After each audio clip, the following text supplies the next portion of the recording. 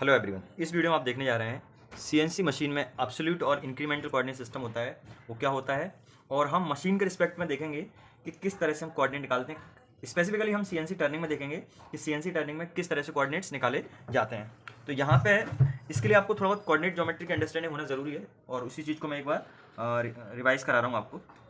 तो यहाँ पे आप देख सकते हैं ये एक्स एक्सिस है और ये आपका वाई एक्सिस है। आपको मालूम है एक्स इधर पॉजिटिव होता है और एक्स इस तरफ नेगेटिव होता है, वाई इस तरफ पॉजिटिव होता है और वाई इस तरफ नेगेटिव होता है। हालांकि मशीन में ये थोड़ा चेंज होता है, पर अभी हम एब्सोल्यूट और इंक्रीमेंटल निकालने के लिए यहाँ पे नॉर्मल ये कंसीडर करके चल रहे हैं कॉन्सेप्ट के लिए करने के लिए। तो मान लो हम यहाँ पे कुछ पॉइंट्स ले लेते हैं और पहला पॉइंट मान लो आपका पी है और इसको कोऑर्डिनेट 2,3 है ना। 2,3 का मतलब आपका इसमें x2 है और y कितना है 3 है, तो ये x में 2 और y में 3, तो मीन्स आपका पॉइंट यहाँ पर कहीं पर लोकेट होगा। ठीक है, ये पॉइंट हो गया आपका P। अब दूसरा पॉइंट और ले लेते हैं हम। दूसरा पॉइंट मान लो Q है और Q के कोऑर्डिनेट मान लो आपका 3,5 है, तो मीन्स x 3 है और y कितना है 5 है, तो 3 और y ये 5, तो ये आपका पॉइंट मिल गया Q। ठीक है, इन पॉइंट को नाम दे देते हैं, ये आपका पॉइंट Q मिल गया। और एक और पॉइंट है जिसको हम नाम देते हैं R। ठीक है, R पॉइंट है। अब R पॉइंट को यदि आप देखेंगे तो R के जो कोऑर्डिनेट्स हैं वो मान लेते हैं हम 8,10 है। ठीक है, R के कोऑर्डिनेट 8,10 है, तो हम यहाँ से 8 लिया। ठीक है, और इधर आप 10 देखेंगे तो ये आपका मिल गया आपको R। ठीक है, एक पॉइंट और ले लेते हैं और एक पॉइंट S है और S के कोऑर्डिनेट हम मान लेते हैं 6,8 है। ठीक है, 6,8 है इसके कोऑर्डिनेट, तो हम यहाँ पे देखेंगे x में 6 है और y में 8 है, तो ये आपका इधर कहीं पे लोकेट होगा। ठीक है, तो ये S पॉइंट हो गया। ठीक अब इसमें ये पॉइंट 1 2 3 4 ये इस तरह से है। तो यदि आप इसमें इसके x और y निकालेंगे और यहाँ पे एक चीज़ देखेंगे कि ये सारे जो पॉइंट्स हैं इनको हमने लोकेट किया किसके रिस्पेक्ट में, इसके रिस्पेक्ट में। और ये जो पॉइंट होता है इसको हम क्या बोलते हैं, ओरिजिन बोलते हैं। ठीक है, यहाँ पे जो भी मेजरमेंट हो रहे हैं वो मेजरमेंट इस पॉइंट के रेफरेंस में कर रहे हैं। ठीक, तो इस तरह का जो सिस्टम होता है जहाँ पर एक फिक्स पॉइंट के रिस्पेक्ट में बाकी सारे पॉइंट की पोजीशन को लोकेट किया जाता है, उसको हम एब्सोल्यूट सिस्टम बोलते हैं। क्या बोलते हैं? Absolute system. ठीक है, यदि मैं इसका टेबल बनाना चाहूँ तो यहाँ पे लिख देता हूँ पॉइंट्स। ठीक है, और पॉइंट्स आपने क्या है, P है, Q है, R है और S है। और यहाँ पे मैं लोकेट कर देता हूँ इसका x कोऑर्डिनेट और यहाँ पे लोकेट कर देते हैं y। ठीक है, तो x y यदि आप लोकेट करेंगे तो आप देखेंगे कि जो P है, P के कोऑर्डिनेट क्या है, x में कितना है P 2 है, y में कितना है 3 है। ऐसे ही यदि आप Q का देखेंगे तो Q x में कितना है 3 है, y में कितना है 5 है। ऐसे ही यदि आप R का देखेंगे तो x में 8 है, y में कितना है 10 है। ऐसे ही यदि आप S का देखेंगे तो x में 6 है और y में कितना है 8 है। अब इंक्रीमेंटल सिस्टम में क्या होता है कि उसका जो प्रीवियस पॉइंट होता है उसको ओरिजिन माना जाता है, और इंक्रीमेंटल जैसे यहाँ पे x और y वहाँ पे u और v यूज़ करते हैं, u यूज़ करते हैं और v। जैसे यहाँ पर एब्सोल्यूट सिस्टम में, एब्सोल्यूट सिस्टम के लिए नॉर्मली हम कोड यूज़ करते हैं G90, किसके लिए? एब्सोल्यूट सिस्टम के लिए। और यहाँ पे हम शो करते हैं x, y, z। और इंक्रीमेंटल के लिए कोड यूज़ करते हैं G91 और उसमें आपका जो ऑर्डिनेट डिफाइन करते हैं वो u, v, w से डिफाइन करते हैं। ठीक है, अब आप देखो ये जो फर्स्ट पॉइंट P है इसका पोजीशन हमने इसके रिस्पेक्ट में मेजर किया है, तो यहाँ पर u और v सेम रहेगा। ठीक है, अब यदि हम इसकी बात करें Q पॉइंट, तो इसकी जो पोजीशन मेजर की जाएगी वो इसके रिस्पेक्ट में मेजर की जाएगी। ठीक है, इसके रिस्पेक्ट में मेजर किया जाएगा। तो इसके रिस्पेक्ट में देखें तो यहाँ पे ये x यहाँ पे 2 था, ठीक है, और यहाँ पे x कितना है 3, मीन्स कितने का इंक्रीमेंट हुआ 1 का, तो जो इंक्रीमेंट है यहाँ पे आ जाएगा 1।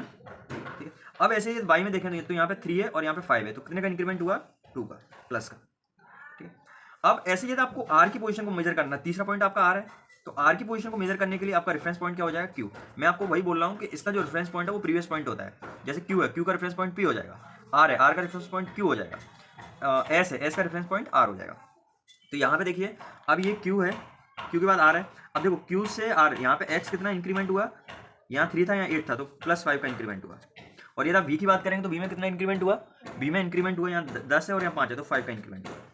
अब ऐसे अगला पॉइंट देखेंगे S, तो S में यदि आप देखेंगे तो S में यहाँ पे 6 है, मीन्स यहाँ पे 2 का डिक्रीमेंट हुआ है।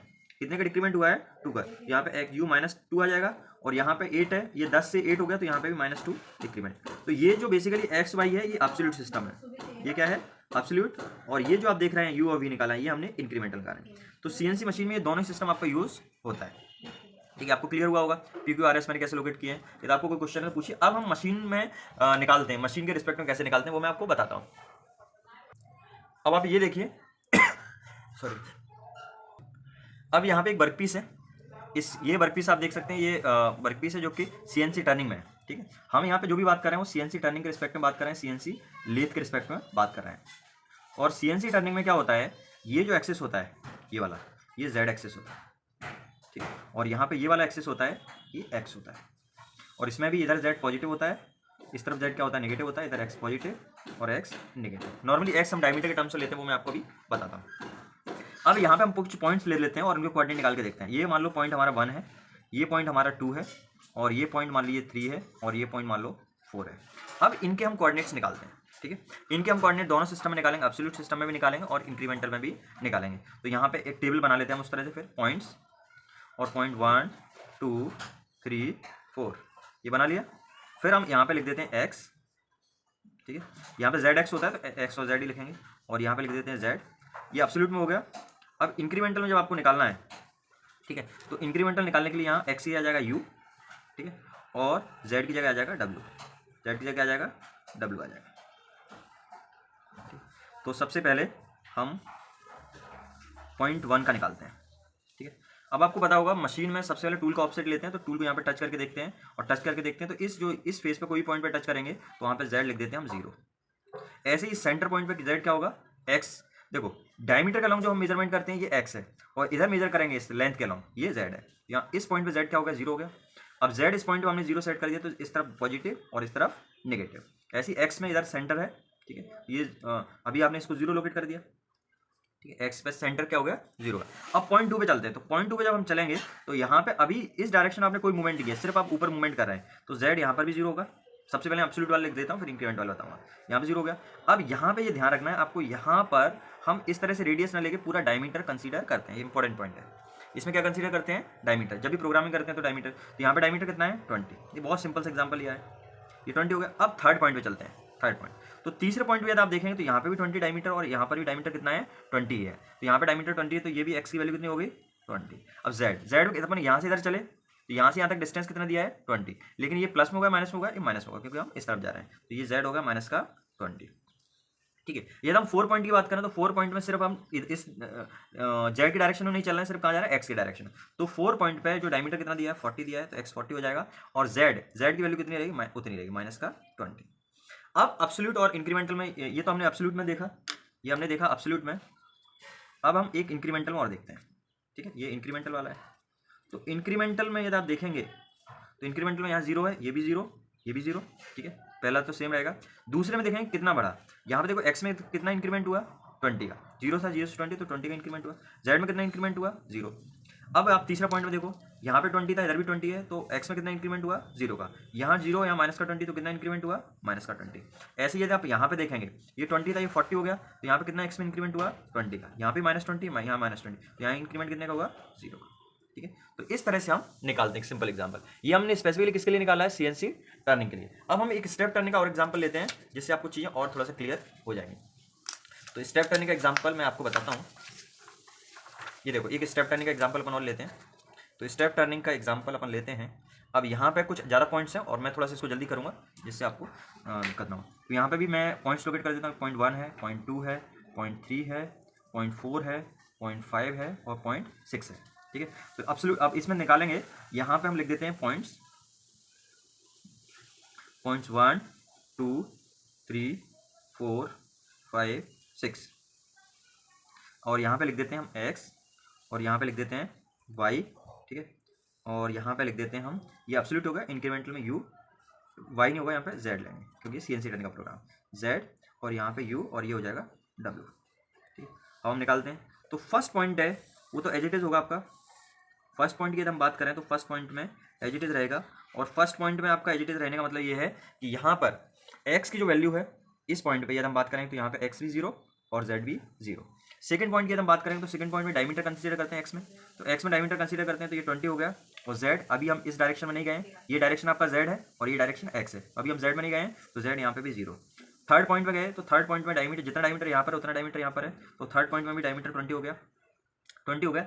अब x की हम यदि z की बात करें तो हम यहाँ से इतना गए, और चूंकि यहाँ पे 0 माना है z को, तो इस तरफ z नेगेटिव और इस तरफ z पॉजिटिव, तो ये कितना होगा, माइनस का 30, क्योंकि z इधर माइनस का 30 हो गया। अब पॉइंट यदि हम 4 की बात करें तो 4 में डायमीटर कितना होगा, 30, तो डायमीटर 30 हो गया, तो यहाँ x की वैल्यू कितना होगी, 30। अभी जेड हम नहीं जा रहे हैं, तो जेड की वैल्यू सेम क्या रहेगा, -30, क्योंकि जेड में जितना यहाँ पर है वही सेम डिस्टेंस है आपका ये पूरा।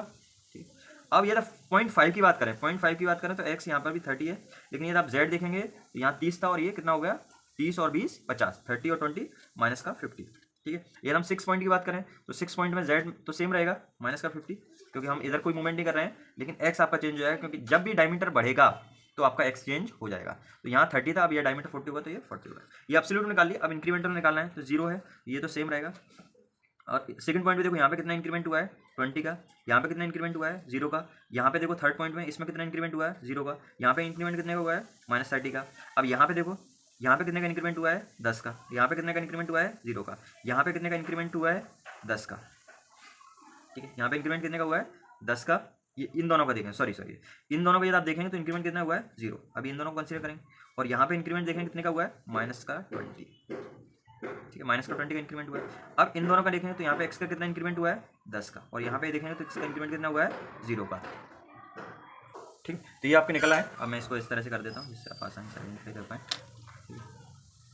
तो आपको समझ में आया होगा मैंने किस तरह से कोऑर्डिनेट निकाले हैं। आपको कोई कन्फ्यूजन है तो मुझसे आप सवाल पूछ सकते हैं कमेंट बॉक्स में। अब ये देखो, ये जैसे ये मशीन के रिस्पेक्ट में बात करें तो ये कौन सा है, ये स्टेप टर्निंग है, और जो हमने पहले वाला निकाला था ये कौन सा है, सिंपल प्लेन टर्निंग। ठीक है, ये किसके लिए है, प्लेन टर्निंग। और यदि आपको ये कोऑर्डिनेट निकालना आ गया तो मीन्स आप आधा प्रोग्राम सीख गए। ये प्लेन टर्निंग है और ये आपका स्टेप टर्निंग है। अब अगला मैं टेपर टर्निंग के लिए भी कोऑर्डिनेट निकाल के बताऊँगा आपको। ठीक है, थैंक यू।